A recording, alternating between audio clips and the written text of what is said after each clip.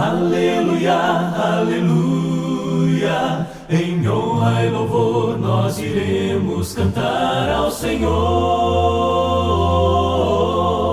Bom dia a todos, é muito bom estar aqui mais uma vez com todos vocês. Eu estou vendo tudo isso aqui dentro do Jitsi, então não estou vendo comentários nem no YouTube, nem no Facebook, qualquer coisa, o Valdizan, oi? Eu dou um grito. Isso, exatamente. Qualquer coisa, o Valdizan vai dar um grito, seja pergunta, comentário, que seja interessante aqui. Como eu mencionei mais cedo, para Valdizan, nós estamos vendo aqui a última lição dessa série sobre a iniciativa divina no plano da salvação de Deus por meio de Jesus.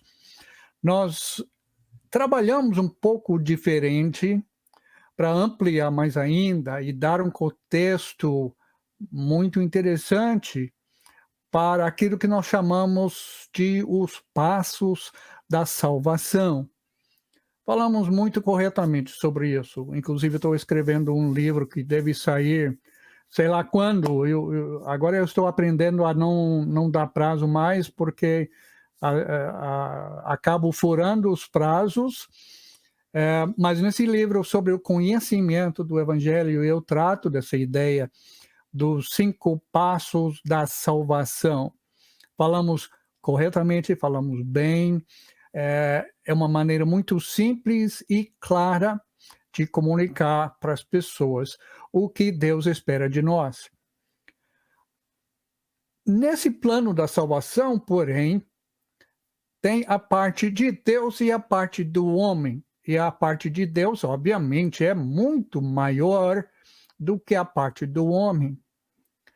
E nos convém sempre falar dessa parte de Deus, porque a parte do homem, se eu posso colocar nesses termos, nada mais é do que uma reação ou uma resposta melhor à parte de Deus.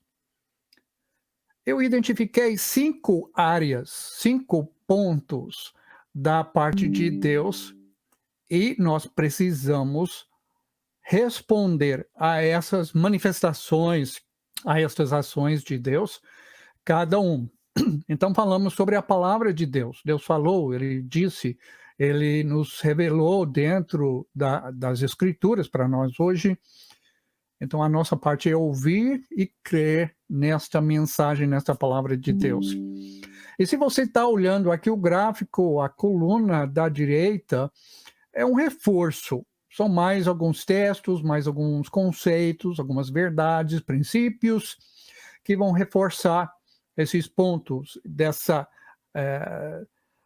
interação nossa à iniciativa de Deus. Então, Deus nos dá a sua palavra, precisamos ouvir e crer, e nós falamos sobre a revelação de Deus. Em segundo lugar, Deus manifestou a sua glória. É um termo que nós não temos muita boa noção sobre o significado disso. Nós exploramos essa ideia, pesquisamos esse conceito e vimos que a glória de Deus, a manifestação do seu ser, da sua pessoa, e um aspecto disso é a santidade de Deus. Deus enviou seu Filho. Nós precisamos confessar o Filho. Jesus disse que ele veio testemunhar da verdade. Então, precisamos pensar e falar sobre esta verdade de Jesus Cristo.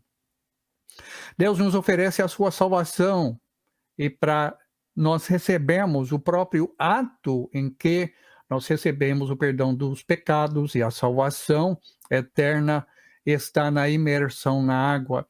E nós vimos um aspecto de reforço aqui sobre a graça de Deus. Hoje, número 5, nós queremos ver ainda sobre a iniciativa divina, que é a família da fé, a família de Deus, Deus como Pai, Cristo como o primogênito, o irmão mais velho, e nós, os discípulos de Jesus, como os irmãos em Cristo. Os verbos usados lá, gerar, regenerar, adotar, inclusive, que é uma outra perspectiva, uma outra figura que é usada dentro do Novo Testamento. Dentro dessa família, qual é a nossa parte? A nossa parte é servir. Muitas vezes nessa parte nós falamos em termos de fidelidade e vimos o significado, quais são as implicações da fidelidade. E eu preferi usar o termo servir para expressar bem a nossa parte dentro da família de Deus. E nosso reforço de hoje é sobre o amor. Eu creio que nós olhamos, falando sobre a família de Deus, 1 Pedro capítulo 1, versículo 22, que fala que nós obedecemos ao Evangelho, obedecemos à verdade, e assim purificamos as nossas almas.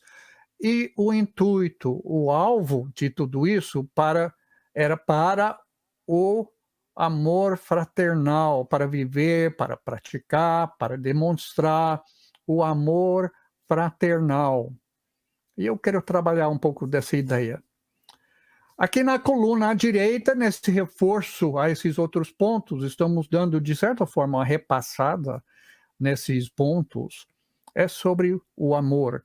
E falando sobre amor, eu sempre dou uma ênfase nessa coluna à direita do reforço do papel do Espírito Santo. Porque falamos muito sobre Deus, a primeira coluna está falando sobre Deus Pai. O Filho está no meio e em boa parte de todo o resto aqui da parte de Deus. A palavra de Deus, Jesus é a palavra. A glória de Deus, no prólogo do Evangelho de João, Deus manifesta a sua glória por meio do seu Filho, e assim por diante. Então, Jesus está presente em todo lado.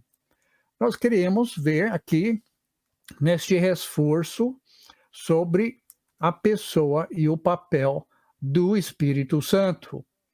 E vamos fazer a mesma coisa aqui nesse último ponto hoje, sobre o amor dentro do âmbito do Espírito de Deus. Esta é a era do Espírito Santo. Ele que está atuando e agindo nestes últimos tempos, depois que Jesus retornou ao céu, ele enviou o Espírito para seu povo. Então, naquela primeira pregação do apóstolo Pedro, lá em Atos, capítulo 2, que nós gostamos tanto, com razão, de citar, Pedro disse quais foram os termos da salvação e do perdão. Menciona o arrependimento, menciona a imersão na água. A imersão na água tem que ser em nome de Jesus Cristo. Para o perdão dos pecados, é essencial que a pessoa entenda para que está fazendo esse ato, mergulhando dentro da água. E ainda o versículo diz, e receberão o dom do Espírito Santo. Lá, quase com certeza, a frase significa: receberão o Espírito Santo como dádiva de Deus, porque esta é a era do Espírito. E pela sua habitação na nossa vida, nós temos toda a divindade habitando conosco. Eu entendo que o dom do Espírito Santo é uma expressão para dizer a presença de Deus em nossa vida. Jesus disse no Evangelho de João que o Espírito não ia falar dele mesmo, mas ele ia falar de Cristo. E nós fazemos a mesma coisa. Nosso assunto é Jesus. Jesus é o centro das nossas atenções, ele é o assunto da nossa mensagem, ele é a realidade que nós vivemos no dia a dia. Ao mesmo tempo, o Espírito é Deus, ele é divino. Então, as menções a respeito do Espírito Santo no Novo Testamento são importantes, não são preciosíssimas. Um exemplo aqui está em Mateus capítulo 28, a grande comissão daquele evangelho, suas palavras finais, quando Jesus dá a grande comissão para os seus discípulos. Ele disse lá que bate muito bem com Atos 2:38. Ele disse que em Mateus 28, versículo 19, que um dos pontos de como fazer discípulos de todas as nações é por meio de batizá-los ou de imergi-los na água, em nome do Pai e do Filho e do Espírito Santo. Aquela frase, em nome de, não é o normal como se encontra, por exemplo, em Atos 2:38. Lá está provavelmente falando pela sua autoridade, pela maneira, de acordo com a maneira como Jesus nos ensinou a fazer. Em Mateus 28, versículo 19, a preposição, nós já vimos isso aqui, nas nossas aulas, a preposição em é, na verdade, para dentro de, em direção a. A imersão nos coloca em união com o Pai, o Filho e o Espírito Santo. As pessoas gostam de chamar os três de Trindade. Essa palavra foi campo de batalha na história dos desvios religiosos e das denominações. Então, um irmão nosso lá no século XIX diz que a gente deve evitar esse termo, primeiro porque não é um termo bíblico, e segundo, porque o termo significa tanta coisa para pessoas diferentes. Mas nós temos na nossa vida os três da divindade. Que maravilha! Então, por isso, precisamos falar, não só por causa dos abusos que ocorrem nesse mundo religioso, o pessoal fala tanto do Espírito Santo, mas precisamos entendê-lo, apreciá-lo e entender melhor a parte dele e o papel dele no plano da salvação. Então vamos lá, nós vamos ler aqui Romanos capítulo 15, Paulo está no final dessa carta que ele tinha escrito aos cristãos na cidade de Roma. O capítulo 16 é um tipo de adendo do apóstolo Paulo. De certa forma, ele está até terminando a sua carta com este parágrafo que nós queremos ler agora, a partir do versículo 30 até o versículo 33. Vamos ler então. Vou avançar aqui um pouco o nosso documento para ficar bem à mostra. Paulo está terminando sua carta dessa forma. Vamos ler. Recomendo-lhes, irmãos, por nosso Senhor Jesus Cristo e pelo amor do Espírito, que se unam a mim em minha luta, orando a Deus em meu favor. Orem para que eu esteja livre dos descrentes da Judeia e que o meu serviço em Jerusalém seja aceitável aos santos, de forma que, pela vontade de Deus, eu os visite, vocês lá em Roma, eu os visite com alegria e, juntamente com vocês, desfrute de um período de refrigério. Não ia ser férias para Paulo, não, mas ele ia se animar na presença dos romanos. E ele termina, versículo 33, assim: o Deus da paz seja com todos vocês. Amém. Vejam comigo, por favor, estes seguintes pontos aqui, nesse trecho bíblico. A primeira coisa, neste parágrafo, Paulo menciona, vocês repararam, Paulo menciona os três da divindade. No início, na primeira frase, ele fala sobre o nosso Senhor Jesus Cristo, ele menciona o Espírito Santo, e na última frase, ele tem um desejo, uma oração pelos romanos. No final, ele fala a respeito de Deus Pai. Então é interessante nisso. Paulo, na sua A última saudação aqui, na conclusão da sua carta, ele vai falar de toda a divindade envolvida na vida e no ministério, não somente dele, mas também dos romanos. Número 2, olha também esse ponto sobre o texto. Paulo usa aqui um apelo chamando os romanos de irmãos. Eu consultei esta manhã um comentarista sobre esse termo. E ele queria, como todo bom protestante, ele queria ver uma evidência de que em Roma não tinha nenhuma autoridade máxima como o Papa. Até aí tudo bem, mas eu acho que Paulo não estava nem pensando nisso quando ele escreveu essa letra e essas frases. É mais provável que o seu apelo se baseia no fato de todos serem irmãos da mesma família da fé e todos engajados na obra do Pai.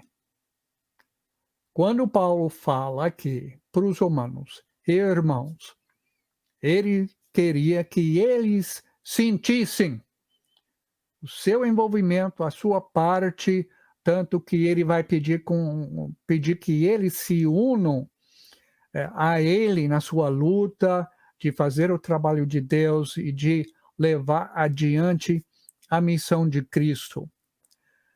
Não devemos pular com a nossa mente as vezes que a Bíblia usa o termo irmãos. Muitas vezes entre nós falamos tanto a palavra irmão que até deixamos de pensar no seu significado. Como muitas vezes as pessoas usam também o nome de Deus em vão, sem pensar na pessoa dele, o que significa falar o nome de Deus. Vamos pensar também o que significa falar o nome de Cristo, o nome do Espírito e os nossos irmãos. Número 3, Paulo faz esse seu apelo por meio do nosso Senhor Jesus Cristo. Paulo usa aqui o título Senhor, talvez para lembrar que o Senhor ordenou que fizéssemos isso, que nós realizássemos a sua obra, que nós nos uníssemos como irmãos para mostrar e viver o amor fraternal e chamar outras pessoas para este mesmo amor. Para lembrar, talvez Paulo fez isso, que ele nos deu exemplo, Jesus nos deu exemplo, porque ele entrou dentro da nossa vida, dentro da nossa experiência, ele assumiu a nossa humanidade. Então, nós também precisamos seguir esse exemplo de Jesus, obedecer como Jesus falou, para imitá-lo, fazer o que ele fez. Número 4, Paulo menciona aqui o amor do Espírito. Faz parte como a base do seu apelo. Ele recomenda ou ele pede por nosso Senhor Jesus Cristo e pelo amor do Espírito. É somente pelo amor mesmo que alguém se juntaria a outra pessoa como Paulo nessa luta, em primeiro lugar, luta da oração. Orando a Deus por este missionário, por este apóstolo, por este evangelista que estava trabalhando na missão de Deus.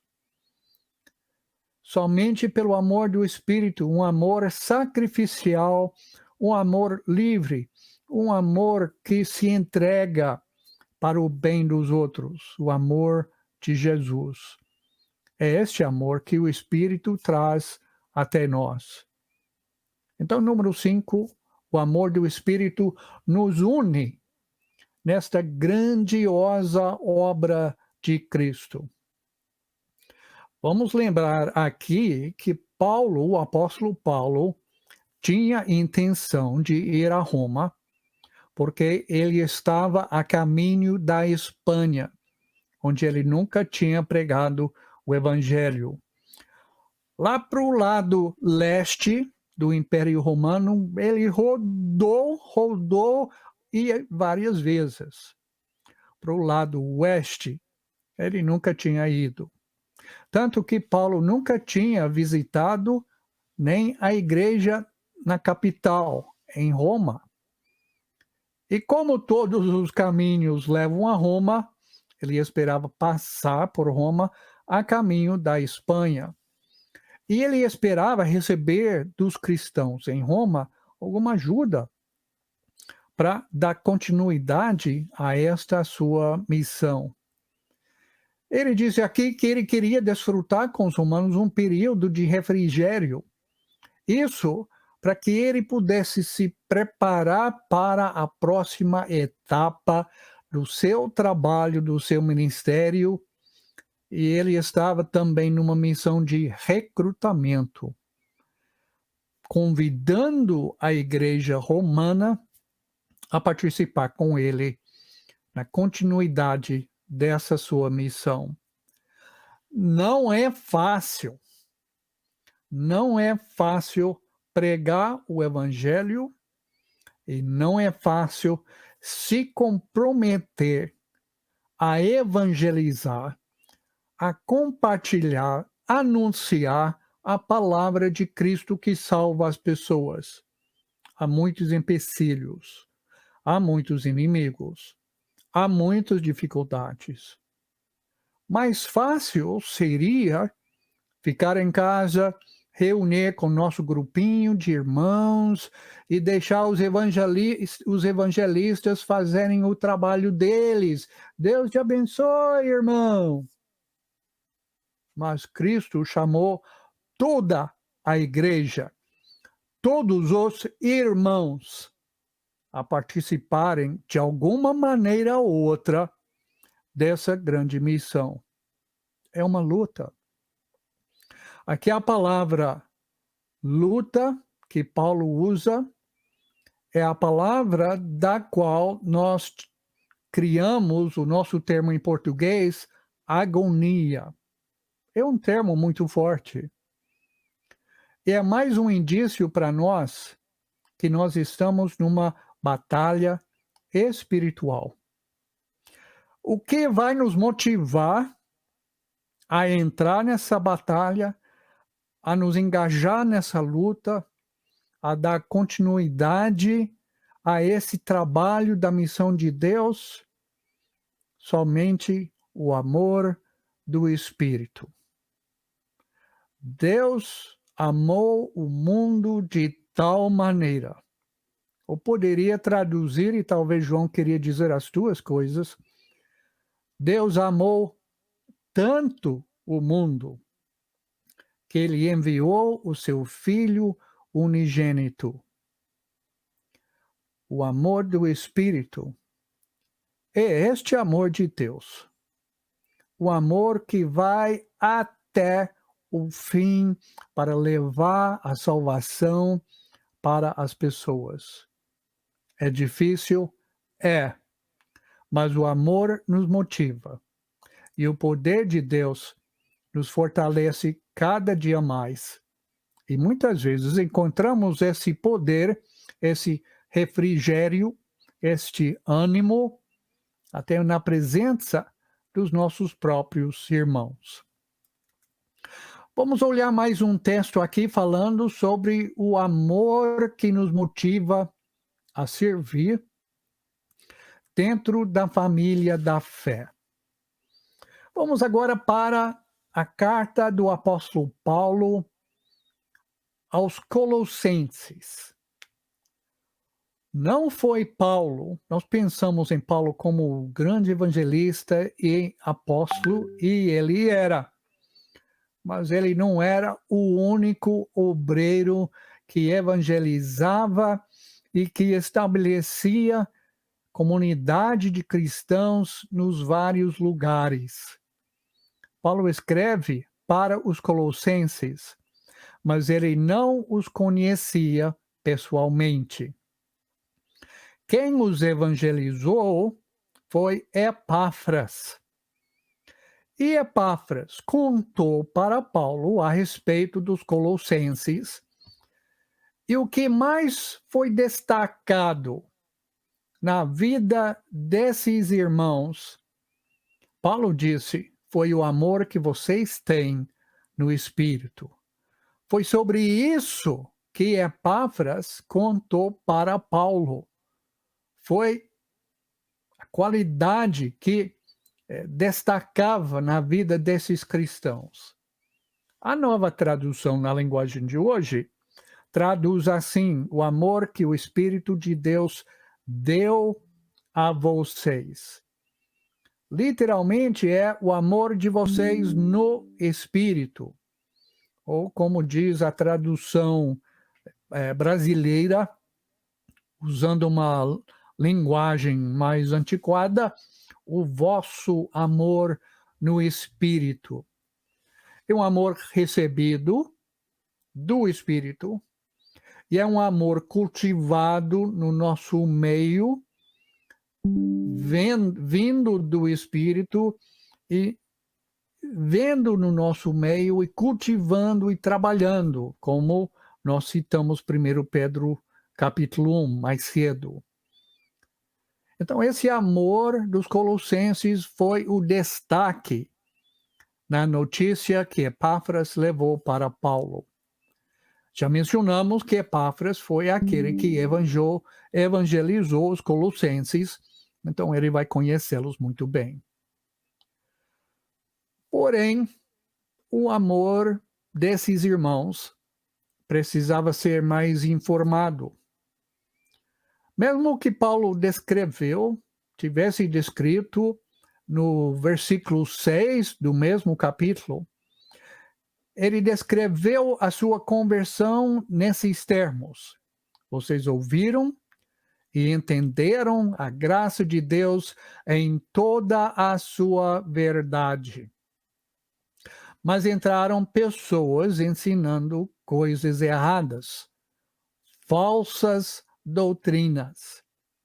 Parece que confundiu um pouco a cabeça dos colossenses, ou no mínimo, deixou eles na dúvida. Então, foi para esse motivo que Paulo escreve para os colossenses, e a grande oração deles é para que eles pudessem ter o pleno conhecimento, a profunda compreensão dos grandes mistérios do Evangelho de Cristo. Mas que frase maravilhosa! O amor que vocês têm no Espírito. Podemos pensar mais facilmente sobre o amor de Deus quando nós pensamos em Jesus, porque podemos ler a respeito das suas atitudes. Em João 3, versículo 16, podemos até pensar na própria pessoa de Deus Pai, enviando o seu Filho, como demonstração do seu amor. Mas o Novo Testamento também enfatiza bastante o amor como uma característica, uma qualidade ou uma dádiva do Espírito Santo. Então, não vamos pensar que o Espírito Santo era aquele ser vago, sem definição, por ser Espírito, por fazer seu trabalho, digamos assim, nos bastidores. O Espírito está na frente do trabalho de Deus nessa época, desde que Jesus voltou aos céus, e continuará na frente até o retorno de Jesus para buscar o seu povo. Então vamos apreciar e valorizar que o Espírito é aquele que nos oferece, que nos cultiva, que produz em nós o amor. E isso nos leva ao próximo texto, número 4. Na lista do fruto do Espírito, em Gálatas, capítulo 5, Eu coloquei um erro aqui, eu tenho Gálatas 6, mas é Gálatas capítulo 5. Nessa lista do fruto do Espírito, ocupa o primeiro lugar o amor. Vamos ler estes 2 versículos. Mais uma vez, o apóstolo Paulo escrevendo, desta vez para os cristãos na região da Galácia. Ele escreveu assim: mas o fruto do Espírito é amor, alegria, paz, paciência, amabilidade, bondade, fidelidade, mansidão e domínio próprio. Contra estas coisas não há lei. Você pode achar essa última frase um tanto estranha, mas é uma maneira de Paulo falar de uma forma bem suave que estas são as coisas que Deus valoriza. E estas são as coisas que Cristo nos deixou. E estas são as coisas que o Espírito Santo produz em nós. Já tem sido muito comentado, e nesses pontos sobre o texto aqui, no primeiro ponto eu falo sobre essa frase, o fruto do Espírito. Essa frase indica o que o Espírito produz em nós. E é interessante que Paulo não coloca a palavra fruto no plural, está no singular. Você não pode dizer, mas eu sou uma pessoa bondosa, mas eu não tenho paciência. Você não pode se fechar ao trabalho do Espírito de Deus na sua vida, escolhendo uma ou outra qualidade e deixando as outras de lado. Aqui é tudo ou nada. É como uma laranja que tem cada parte dentro dela, mas é o todo que forma a fruta. Assim é o fruto do Espírito. Cada qualidade aqui é uma goma do fruto. Mas é interessante e é de notar que o amor lidera a lista. Por que isso? Porque o amor vem em primeiro lugar nessa lista sobre o fruto do Espírito. O amor é principal, é o maior elemento do caminho de Deus, e o amor abrange todas as outras qualidades. Por exemplo, quando alguém perguntou para Jesus qual era o maior mandamento de todos, Jesus deu não somente um, mas 2. Em Mateus 22, ele falou que os 2 maiores mandamentos são amar a Deus com todo o seu ser e amar ao próximo como a si mesmo. Ele diz, desses 2 mandamentos que depende toda a lei de Deus. Todo o plano de salvação é resumido nestas 2 coisas, nestes 2 mandamentos, amor a Deus e amor ao próximo. Tem mais detalhes? Tem. Mas tudo se encaixa dentro desses 2. Também, Paulo disse em 1 Coríntios, capítulo 13, lá no final do capítulo, que entre o amor, a fé e a esperança, é somente o amor que permanecerá. Pense assim.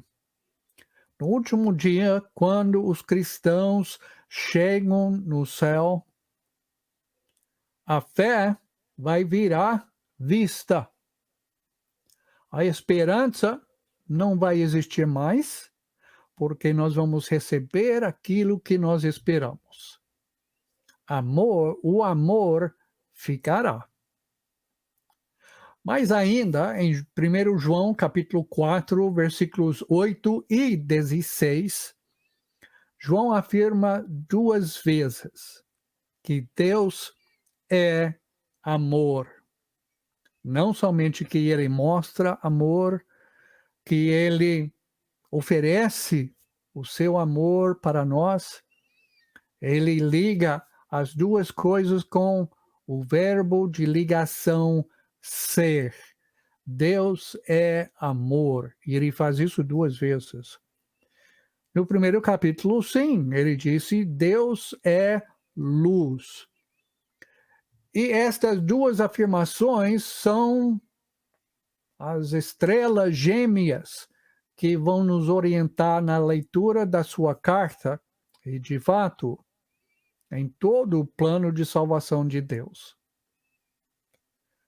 Mas ele fala lá no capítulo 4 que Deus é amor. E ele faz 2 vezes. Então, o amor é a base de tudo. Paulo disse, o amor é aquele elo que une todas as coisas, ou todas as pessoas. Uma pergunta: como é que podemos deixar que o Espírito produza em nós este amor?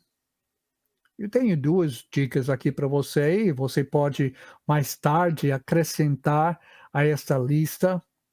Primeiro, algo, mais uma vez, que o próprio apóstolo João vai afirmar no capítulo 2, versículo 5, podemos deixar o Espírito produzir em nós o amor, obedecendo a palavra de Deus.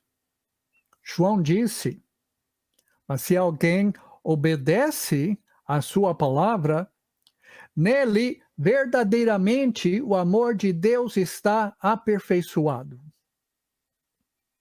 Você quer ter o pleno amor de Deus na sua vida? Faça o que Deus manda. Obedeça ao mandamento do Senhor Jesus Cristo.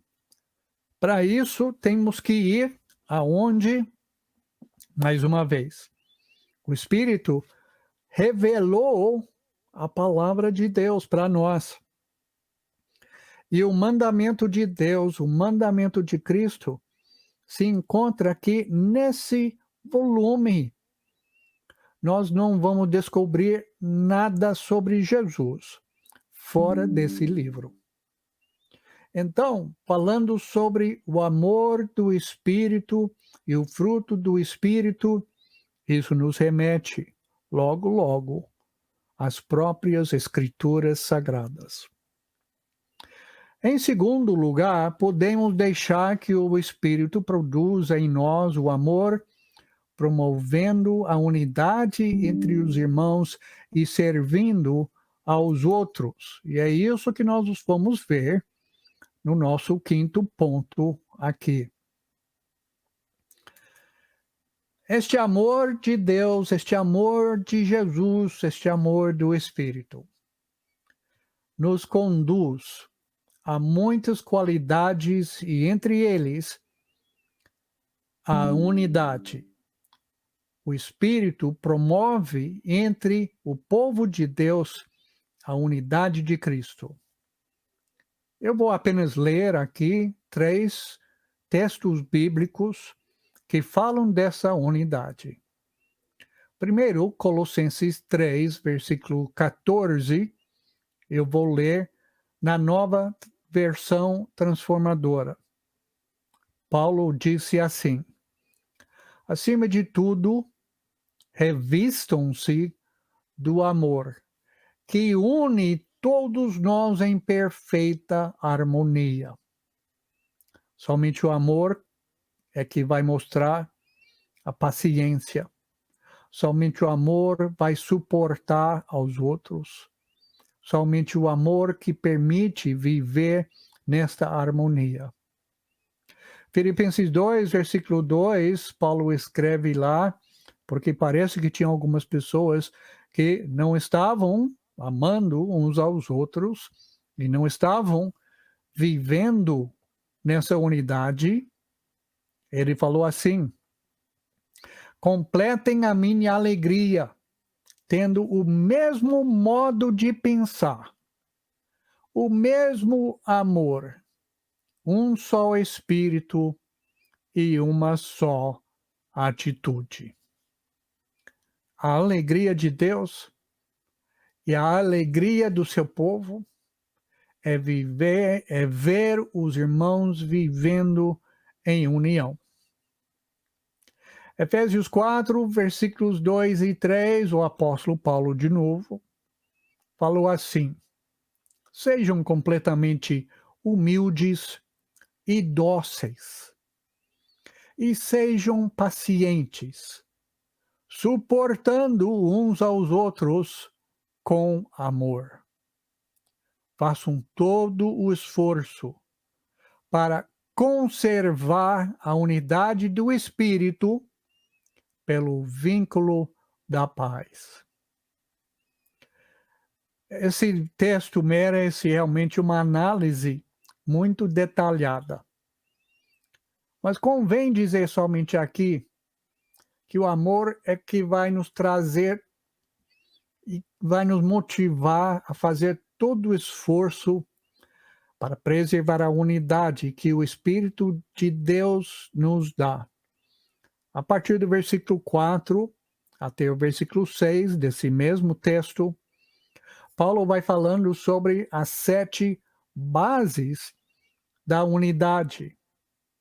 São itens ou coisas essenciais para que nós tenhamos a possibilidade de ser uma igreja unida, de ser o corpo de Cristo que realmente funciona.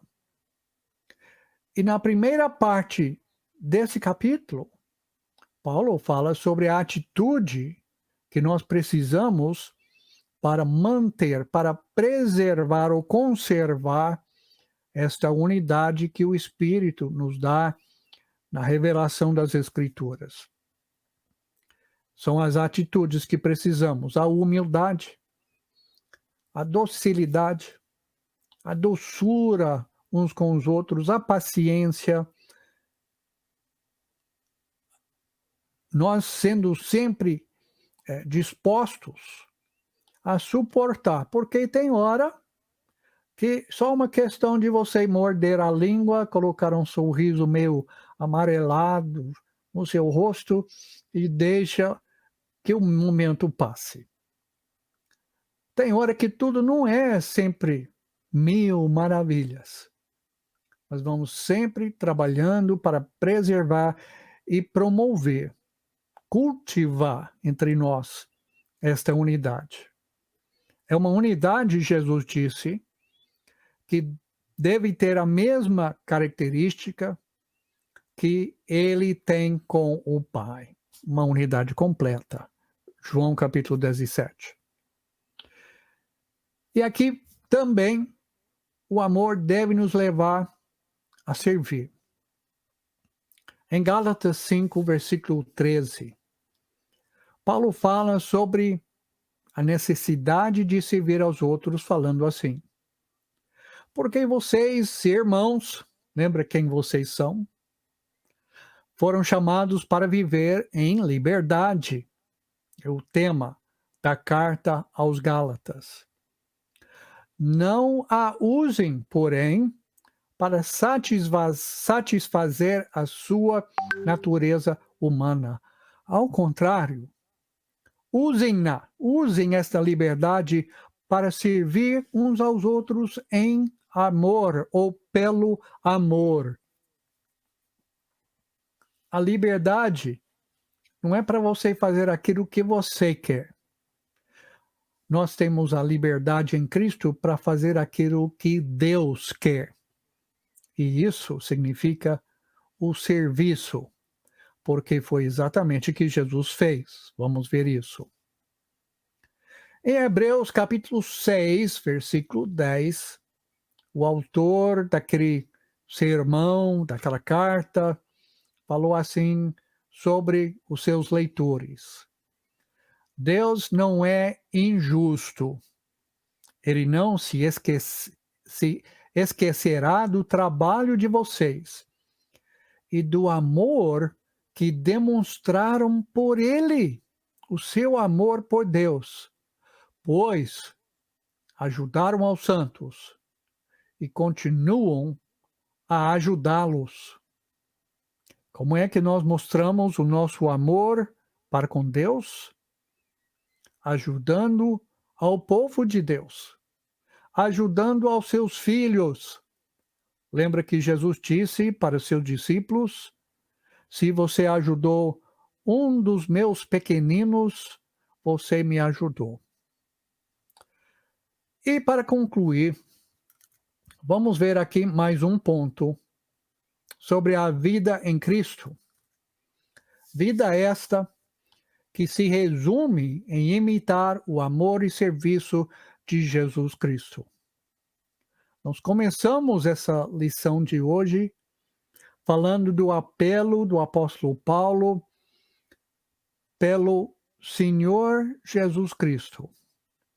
E, em parte, esse apelo se baseia no próprio amor dele e no exemplo dele do serviço. Quase na hora da sua traição, Jesus comeu a Páscoa com seus discípulos e ele fez o que nenhum deles aceitava fazer, porque parece que eles tinham esquecido a providenciar um servo para lavar os pés, uma coisa necessária para os discípulos. Olha o que Jesus fez naquele momento. João 13, versículos 12 a 17. O texto diz: quando terminou de lavar-lhes os pés, Jesus tornou a vestir a sua capa e voltou ao seu lugar. Então lhes perguntou: vocês entendem o que lhes fiz?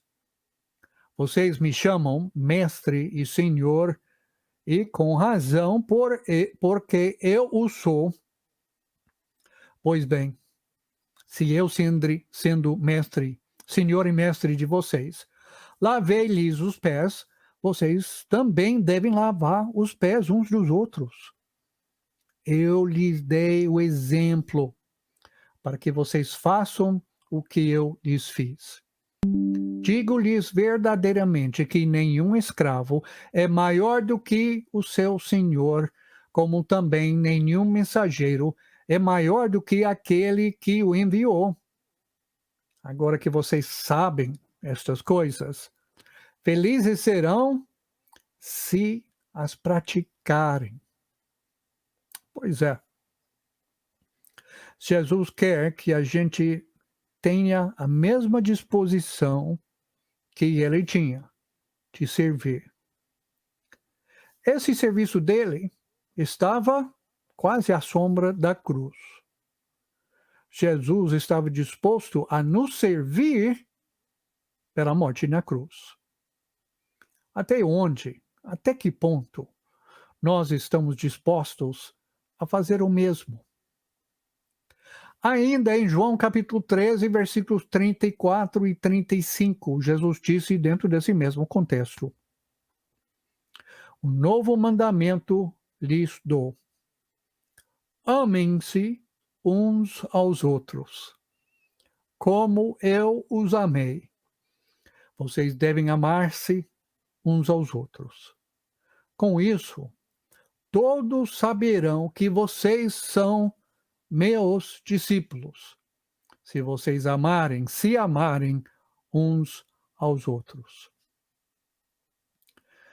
Não há ninguém que enfatiza e que insiste na sã doutrina como o próprio Jesus Cristo. Eu também, ao longo da minha vida e do meu trabalho no reino de Deus, falo muito sobre isso.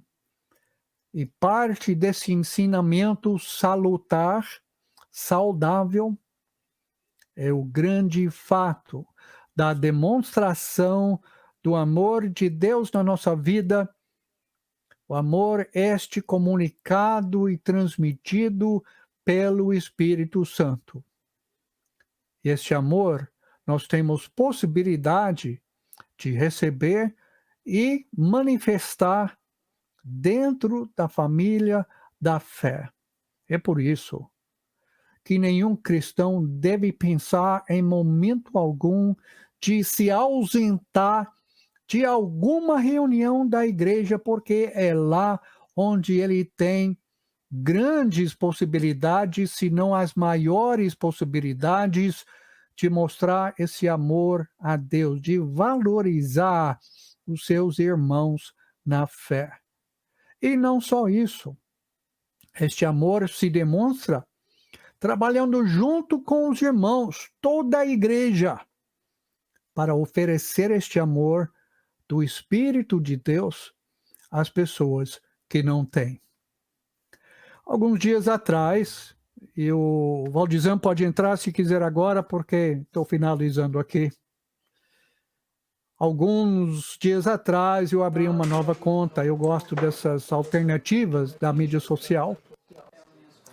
E eu coloquei dentro da minha introdução que a igualdade que as pessoas tanto procuram hoje em dia, não vai achar no mundo. A igualdade só se encontra porque todos nós fomos criados à imagem de Deus.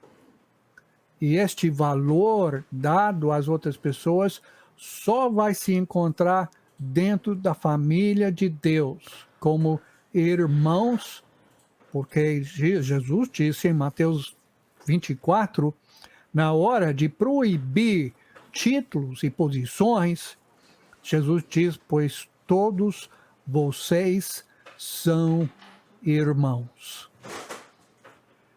E é para nossos irmãos que precisamos sempre mostrar o amor do Espírito Santo, o amor de Deus Pai, o amor de nosso Senhor Jesus Cristo.